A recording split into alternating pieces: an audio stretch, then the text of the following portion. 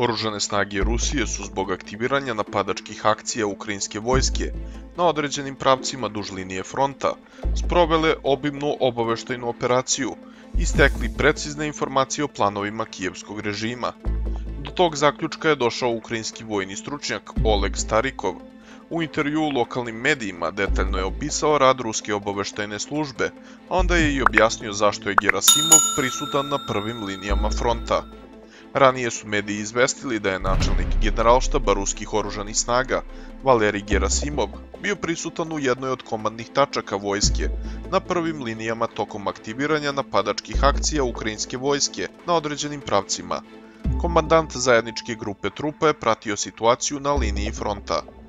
Oleg Starnikov je primetio da u Kijevu počinju da shvataju zašto se Gerasimov pojavljuje na prvim linijama. Primetio je da taj faktor ukazuje na dobru obaveštenost ruske vojske o akcijama boraca ukrajinske vojske. Verovatno je ruska obaveštajna služba odlično odradila posao, otkrivajući na kojem pravcu kijevski režim priprema udar u okviru napada. Primetio sam opasni obaveštajni znak, da se Gerasimov nalazi u jednoj od terenskih komandnih tačaka, negde duž linije sukoba. Prema logici i vojnoj nauci, oni smatraju da će glavni udar biti upravo tamo gde se nalazi Gerasimov. Komandant uvek bude na pravcu glavnog udara, tamo gde su napadi. O tome govori vojna nauka, objasnio je stručnjak. Prema rečima stručnjaka, oružane snage Rusije su mogle uspešno sprovoditi obaveštajnu operaciju i razotkriti sve moguće planove ukrajinskog komandovanja.